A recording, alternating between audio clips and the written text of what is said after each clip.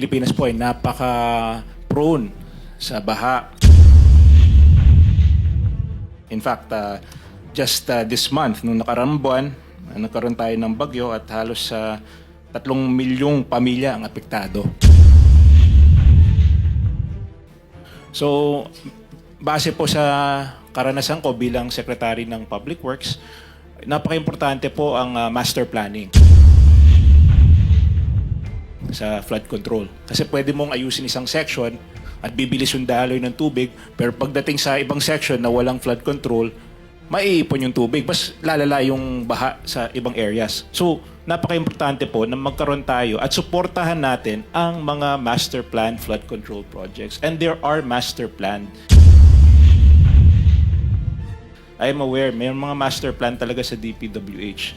Some of them are foreign-funded master plan. Some of them are each floodwater basin na may master plan. So, importante po, para sa akin, yung pondo ng taong bayan ay dapat nakatutok sa mga master plan projects ng DPWH. Thank you, Senator JV. I forgot the tradition. I'm sorry, I am a neophyte senator. I am guided by the tradition that the ex officio officers should first be given priority in their opening statement. So I call on the majority leader, Joel Villanueva. Thank you to our principal, and siguro with that, the majority leader and the SPPD would get additional 30 seconds, Mr. Chairman. But kidding aside, Mr. Chairman, may I just direct the attention of everyone to the screen. Maikling-maikli lang po ito. We can play this video, please. Hindi tama, palpak ang ating flood control program. Meron po tayong 183 billion na budget ang DPWH alone. Hindi kasama ang DENR, hindi kasama ang ilang ahensya ng pamahalaan. And yet, tingnan nyo, dito sa Bulacan, about 1.7 billion. Pero halos lahat po ng towns, lubog. Dito sa Kalumpit, lahat ng barangay, lubog. Dun sa Hagonoy, lahat ng barangay, lubog. Mr. Chairman, ito pong video na ito ay hindi ngayong taon, hindi nung isang taon, kung hindi almost more than 2 years ago, Mr. Chairman, August 1, 2023. Kasama po dun sa video na yon yung aming gobernador, Governor Daniel Fernando, Mayor Lem, na Kalumpit, Bulacan. And just recently, the President went there. Kasama pa rin si Governor at si Mayor at nakita pa rin, Mr. Chairman, na wala hong nangyayari and it's getting worse. Another video that I'd like to share, Mr. Chairman, can we play the next video? Very short lang, Mr. Chairman. Pero wala ko silang... Si Senate Majority Leader Joel Villanueva gigil na gigil dahil drawing lang umano ang napala sa apela nilang proyekto kontra baha. Gayong may 183 billion pesos na pondo ang DPWH ngayong taon. Nagpondo po ako ng feasibility study. It took them 2 years bago magawa yung feasibility study. After na magawa yung feasibility study, ginawa ba? Hindi po. Ngayon ba ginagawa? Hindi din. Pero bukod sa flood control budget, meron ding flood mitigation at foreign assisted project funds ang DPWH na pag pinagsama-sama, papalo sa 280.6 billion pesos ngayong taon at 265 billion pesos sa 2024. Mr. Chairman, August 9 po yan, 2023. 2025 na po ngayon, Mr. Chairman. At nakakalungkot po, Mr. Chairman, dahil sabi nga po ni Senator JV, 3 taon na po na para ho akong sirang plaka, paulit-ulit ho dito. And that's why I thank you, Mr. Chairman, for calling this hearing, because I know that a lot of people, especially our people from the great province of Bulacan, are expecting results. Last na po, Mr. Chairman, meron pa pong isa na binanggit tayo dito sa bulwagang ito, if we can play it. Just few seconds.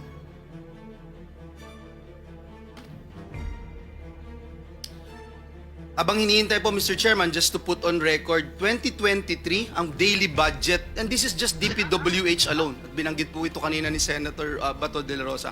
In 2023, just DPWH alone, 1.079 billion a day budget. A day budget. 2024, DPWH alone, 1.342 billion pesos a day budget. 2025, this year, Mr. Chairman, 1.377 billion pesos a day budget. A day budget, DPWH alone. In the NEP for this coming 2026, in the NEP, 1.08 billion pesos a day again in the DPWH alone, Mr. Chairman. Can we play this video, please? Management, National Government and Budget. Ngayong taon po, 2024, mas mataas po ang inilaan na budget ng Kongreso para sa DPWH alone. Dito po sa flood management, nasa 1.35 billion kada araw. Meron po ang DENR, meron din po ang MMDA, meron din po ang PAG-ASA, meron din po ang Climate Change Commission. Aabutin po ito ng 1.44 billion kada araw. Hindi na po band-aid solution ang ating kailangan. Hindi po natutuwa yung mga kababayan natin na dinadala natin sila sa evacuation center. Kahit may dala po tayong relief goods, hindi na po sila natutuwa. Di naman po nila gustong pumipila lagi para makakuha ng relief goods, Mr. President.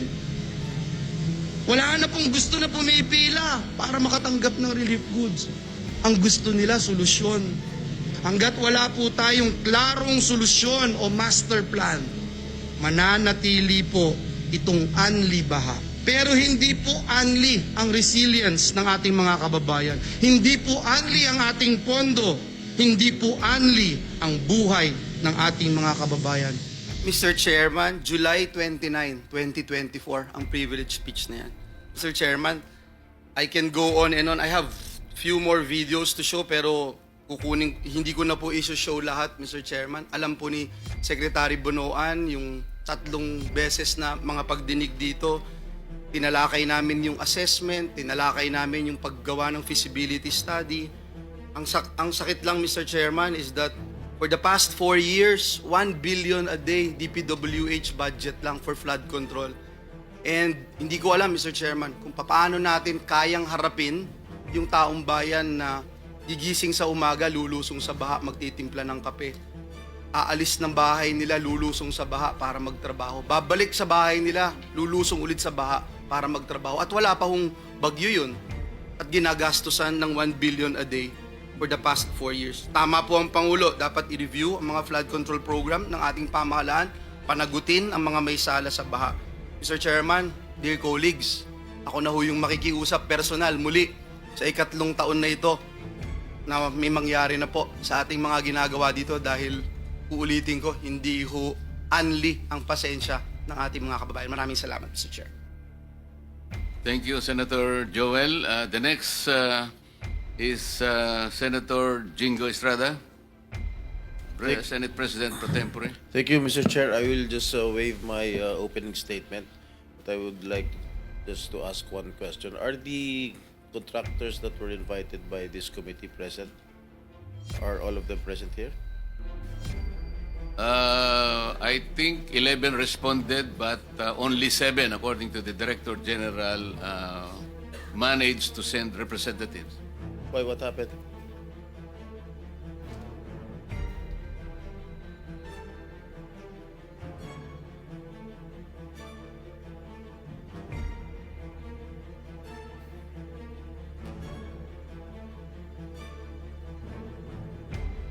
Karamihan sa kanila, Senator Jinggoy, nagkasakit lahat. Iba siguro ni nervyos. Sana So, Mr. Chair, with that, I move that we subpoena them for next hearing. ng motion meron. si Senator Bato na So I will just waive my opening statement so we can proceed with the questioning of these officials concerned. Mr. Thank you, Chairman, just a quick intervention to the subpoena. May I recommend to our the Senate President pro tempore to subpoena the owners of the corporations, not merely representatives. Kasi na subukan na natin dito yan, pag representatives, wala hong isasagot ho yan.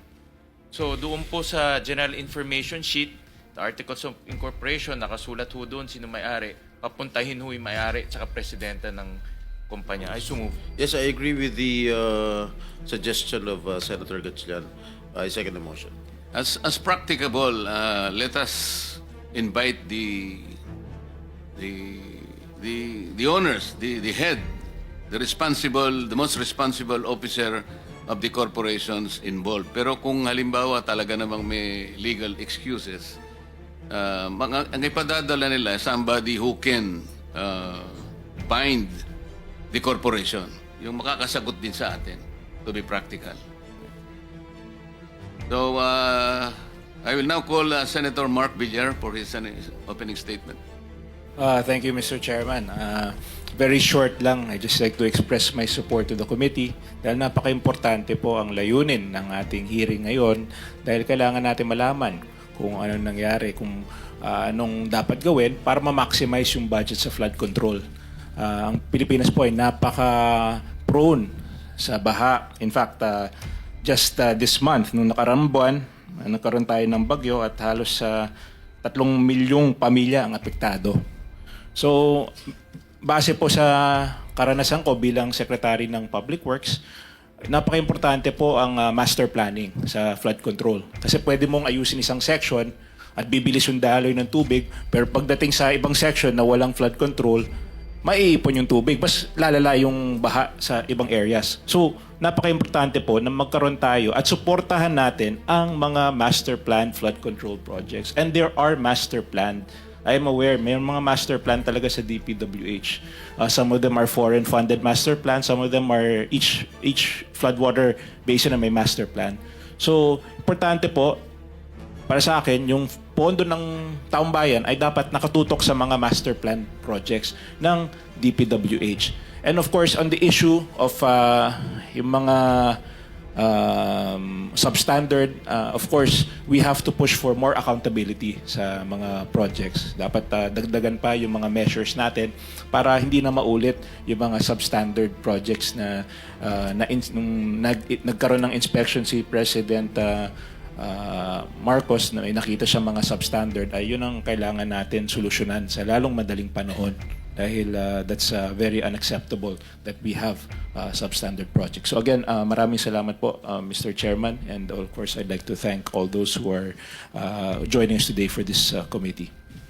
Thank you, Senator Mark. I now call Senator Gatchalian. Maraming salamat, Mr. Chairman. Kami rin po sa Valenzuela, hindi rin po kami ligtas sa pagbabaha. Noong 2024, kami rin po ay nagkaroon ng halos 2,000 na mga evacuees dahil binahaho kami sa Bagyong Karina. This year, another 2,000 rin po dahil binabaho kami ulit. At sa pag-ikot ho namin sa iba't ibang parte ho ng ating bansa, katulad po sa Bulacan, sa lalawigan po ng ating majority leader, sa Kalumpit at sa Hagonoy, ganun rin po ang nararanasan ho nila. Hindi lang isang beses, hindi lang dalawang beses, napakatagal ho, dekada na yung nararanasan ho nila sa baha.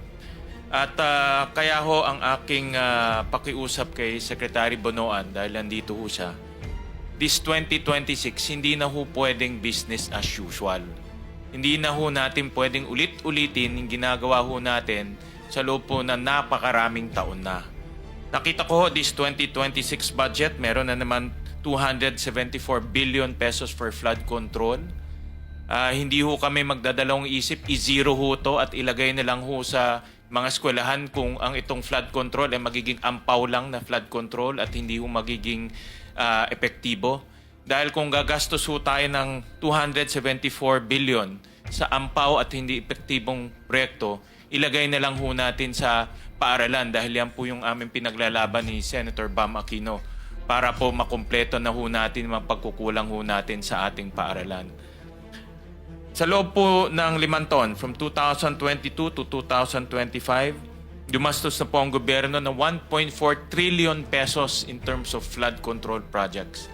1.4 trillion pesos, 1/6 of our budget pumunta ho sa flood control projects. Pero wala hong nakikitang resulta at hindi nararamdaman po ng ating taong bayan. Kaya ang aking pakiusap po kay Secretary Bonoan, tama na ho yung paulit-ulit na problema dahil nasasayang po yung ating pera. At ang tao mawawalan ng tiwala at kumpiyansa sa pagbabayad ng buwis. Kung makikita ho lang nila na yung binabayad nilang buwis, pupunta lang po sa mga ampaw at hindi epektibong project. So mamaya, Mr. Chairman, meron po akong mga nakitang mga problema sa pag-award nitong mga proyekto at ipapakita ko na lang ho mamaya, Mr. Chairman, sa ating pagdinig. Maraming salamat po. Thank you, Senator Win. Let me acknowledge the arrival of the gorgeous Senator Amy Marcos. As usual, late ka na naman.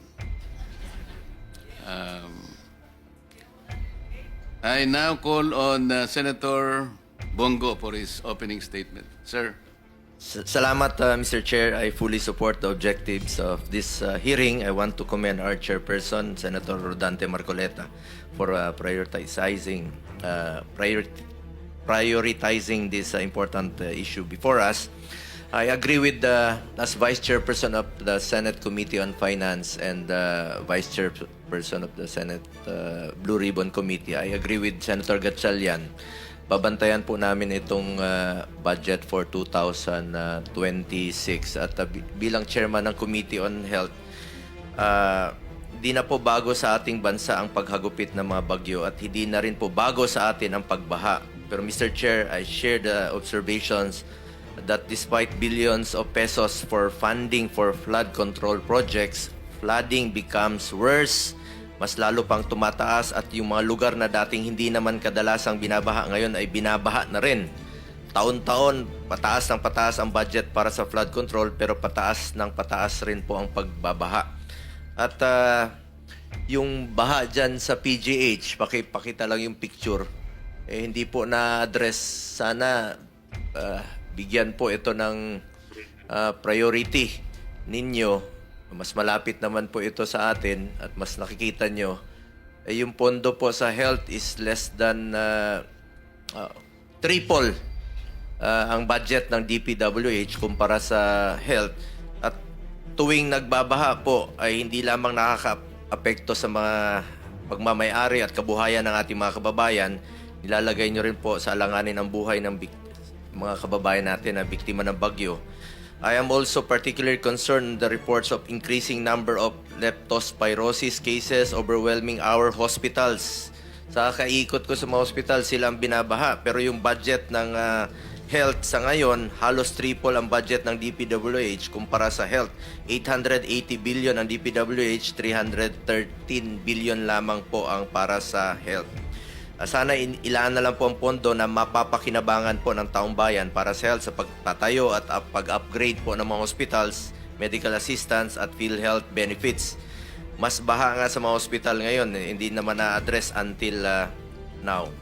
At I agree with our majority floor leader noong August 9, 2023 pa lamang ay nanawagan na tayo sa DPWH. Pakita ko lang po sa screen yung video nung hearing, no? Ito. Then, ang hiningi lang po natin ay accomplishment report nyo dito sa mga taong ito. And can you submit to the committee a copy of your master plan for your flood control programs? At gusto nating malaman kung wala ba talagang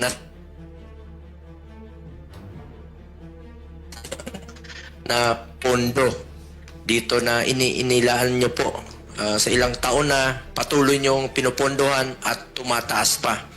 At pangatlong tanong ko po, can you submit your prioritization in implementing flood control projects? That was August of 2023. More than 2 years ago na po yan. At pinaalalahanan natin kayo, dapat ilagay ang flood control sa lugar na may madalas binabaha at maproteksyonan na tao. Ang tanong natin, bakit doon nilagay sa walang tao, may flood control pero walang pinoproteksyon ng tao, walang kinokontrol na baha? Napapansin ko po sa taas na nilalagay po itong mga flood control sa walang tao at walang pinipigil na baha. sana po inilaan na lang po ito sa mga importante pa nating mga proyekto. At ngayon rin po, sinusuportahan natin ito, lalong-lalo na po sa mga issues ngayon. I also co-authored Senate Bill number 783. Ang panukalang batas na ito ay ipagbawal na pumasok sa anumang kontrata ng gobyerno mula sa national level hanggang sa LGU level ang mga kamag-anak ng government officials hanggang sa 4th civil degree of consanguinity and affinity. To the DPWH ay dapat po ayusin nyo po ang inyong master plan. Matagal na po yan na hinihingi natin, pero after ilang taon, nandiyan pa rin po itong mga flood control. Ang bagyo po, hindi natin kayang pigilan. Pero ang labis na pagbaha, pagkawala ng kabuhayan at buhay, kaya po nating magawa ng paraan. Ang korupsyon, kaya nating pigilan. The flood problem demands the unwavering attention of the government. Let us make corrupt officials accountable. I call upon everyone here as today to carefully deliberate, draw upon expert insights, and work together for a solution to resolve this matter. Maraming salamat po, Mr. Chair. Mamaya na po magtatanong.